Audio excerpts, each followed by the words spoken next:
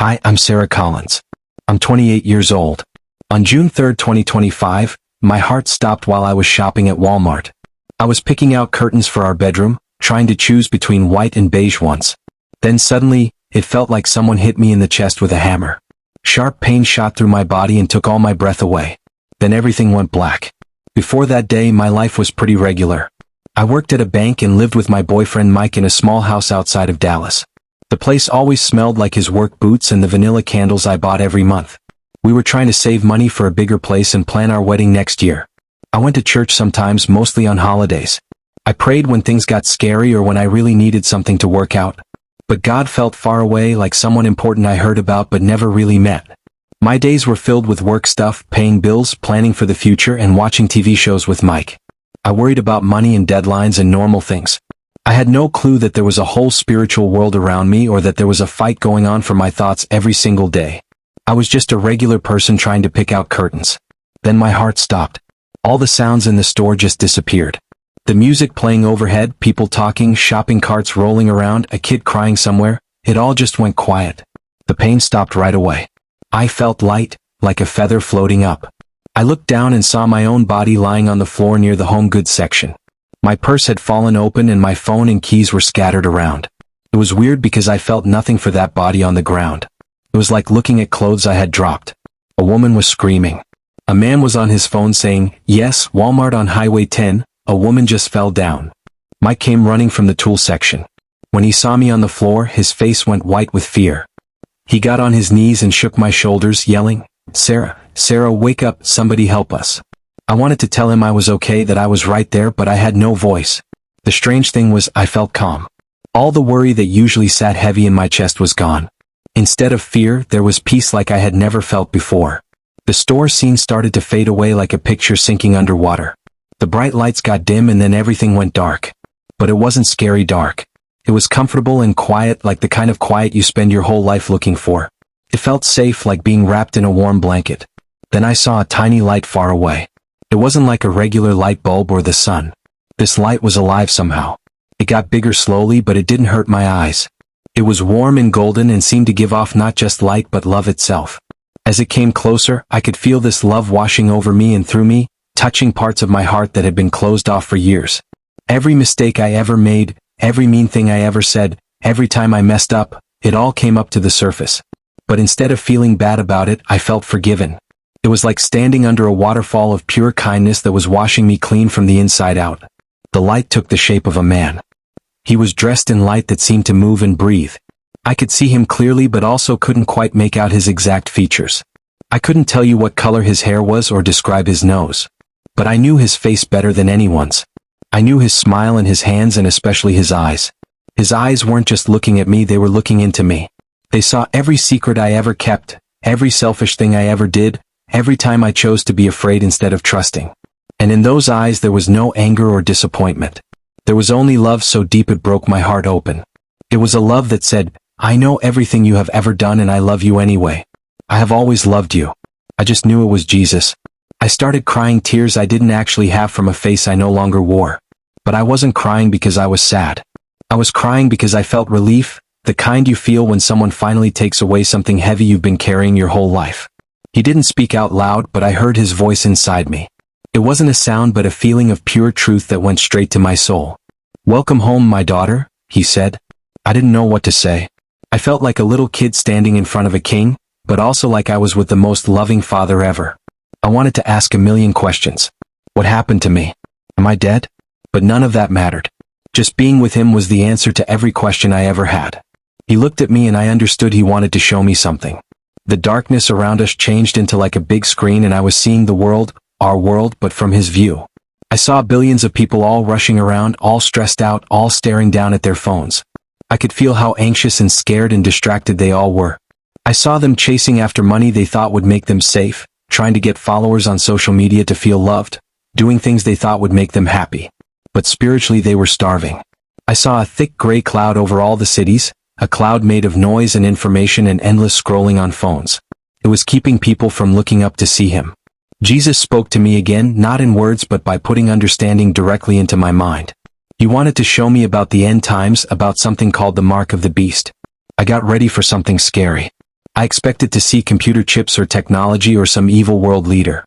But that's not what he showed me. He showed me a human heart. He showed me that the real battle wasn't for people's skin. It was for their worship. The vision changed and I saw two paths. He showed me the first path. He pointed to a person's forehead and explained that this meant their thoughts, their mind, what they focus on. I saw people who had given their minds completely to the world. They believed everything they heard on TV without asking questions. They took on the opinions of famous people as their own. Their minds were full of fear about money, anger about politics, and jealousy over what their friends posted online. They didn't have one single thought that was based on God's truth. Their minds were so stuffed with the world's noise that there was no room for God's quiet voice. He made me understand that this was the mark on the forehead. It wasn't a tattoo or chip. It was a way of thinking. A mind that had been taken over by the world's way of seeing things. A mind that trusted human experts more than God's promises. A mind that worshipped comfort and what was popular. Then he showed me the person's hand. The hand, he explained, represents what we do with our time, our work, our actions, what we build and strive for. I saw people working crazy hours to build their own little kingdoms. All their energy and creativity was spent trying to get promoted, buy a bigger house, get a nicer car. They trusted only in their own hard work. They found their worth in their job title. Their hands were busy building a life that had no space for God. They were so busy working for the world that they never stopped to work for Him. This, he showed me, was the mark on the hand. It wasn't a computer chip. It was a life completely devoted to the world system. A life that trusted in retirement savings more than God's care. A life where work was all about making yourself look good, not about serving Him. The most shocking part came next. He showed me a vision of the future. It wasn't some faraway science fiction thing. It looked normal. It looked like today, just a little more high-tech. He showed me people standing in lines.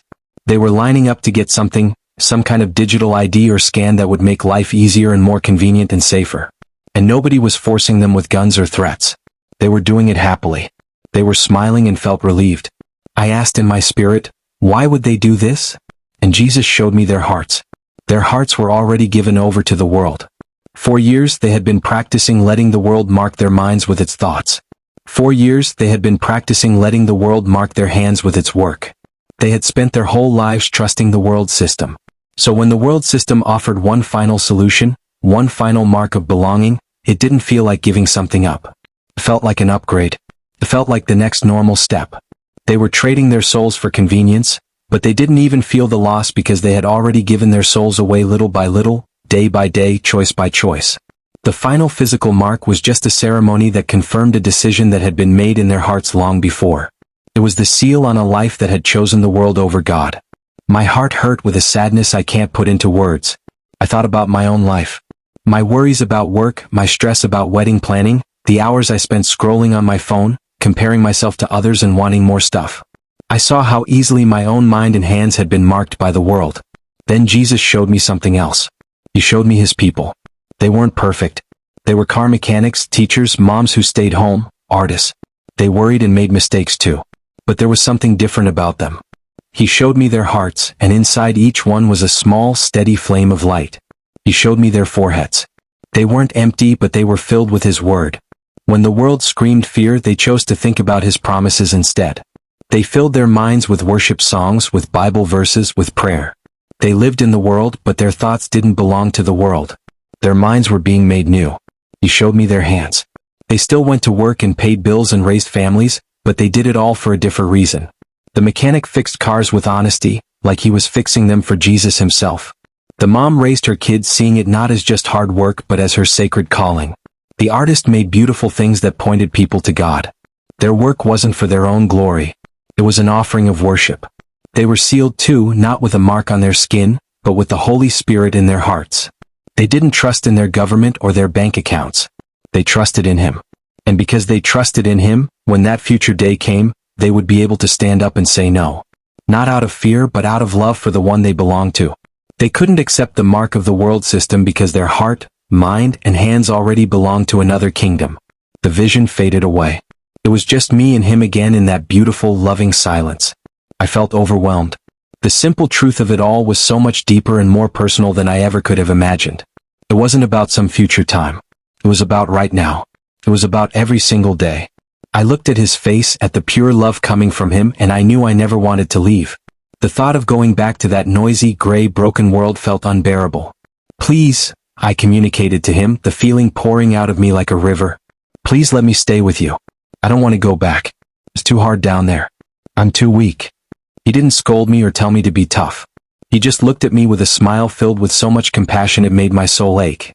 I know, my daughter, he said, but your story is not finished. There are others who need to hear this.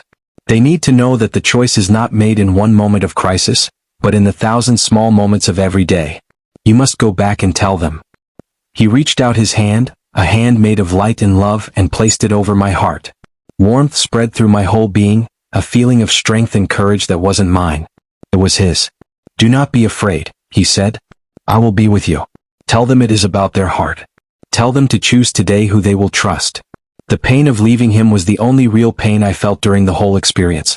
It was like being torn away from everything good and true and real. I wanted to hold on to him, to beg him again to let me stay, but I knew what I had to do. I had to go back. It felt like falling backward really fast. The peaceful darkness was ripped away and I was pulled back into a world of violent noise and feeling. I gasped. My lungs burned as they sucked in air for the first time again. My chest felt like a truck had run over it. There was a high beeping sound, loud and never stopping. Bright hospital lights burned my eyes. I tried to move but couldn't. A man in scrubs was leaning over me, his face serious. We've got a pulse, she's back, he said. I turned my head a little and saw Mike. He was slumped in a chair with his face in his hands. When he heard the doctor, he looked up and his eyes met mine. They were wide with shock and disbelief and so much relief he looked like he might fall over. Sarah, he whispered, his voice shaking. I tried to say his name but all that came out was a sob. I wasn't crying because I was scared or hurt. I was crying because I had just left heaven. I was crying because I missed Jesus already. Later the doctor came to talk to us. He was a nice man who looked tired. He told me I had a sudden heart problem because of something genetic I was born with. He said I was clinically dead for 13 minutes. He said they used the shock machine on me many times in the ambulance but nothing worked. He shook his head and said there was no medical reason why I should be alive, let alone have no brain damage. He kept calling it amazing luck. But I knew it wasn't luck. It was a choice. A choice made by a loving Savior who sent me back with a message. So this is my message to you, the reason I came back. Jesus didn't send me back to scare you with dates or predictions about when things will happen. He sent me back to tell you how much he loves you and to tell you that the big spiritual battle isn't something coming in the future. It's happening right now, today, in your own heart and mind. It's in what you choose to worry about. It's in what you choose to watch and listen to. It's in where you put your trust for your future, your safety, your happiness. Do you put it in your job, your money, the government, or yourself? All of those things are part of the world system. They will all let you down eventually. The mark of the beast isn't some scary monster that will jump out at you one day. It's a slow fade. It's a quiet daily choice to give your thoughts and actions over to the world's way of doing things until there's nothing left for God. But there is another choice. You can choose today to give your mind and hands to Him. You don't have to be perfect. You just have to be willing. Start by turning off the noise for just a few minutes each day. Turn your thoughts to Him.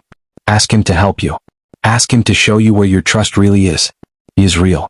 He is not some distant person from history. He is alive right now, full of a love that can heal every broken part of you. He is waiting. All you have to do is turn your heart toward Him. That's where it all starts.